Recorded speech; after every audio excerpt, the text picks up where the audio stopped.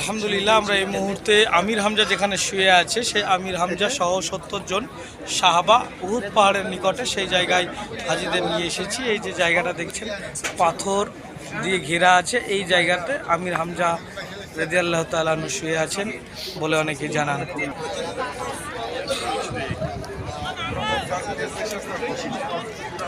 এখানে কিছু নির্দেশনা দিয়েছে। নির্দেশনায় বলা হচ্ছে রসুল সাল্লাল্লাহু আলাইহি ওয়াসাল্লামের সুন্নাত পালনার্থে কবর জিয়ারত করা বৈধ করা হয়েছে, তবে কোনো কবর বা মাজার জিয়ারতকে কেন্দ্র করে কোথাও ভ্রমণ করা বৈধ নয়।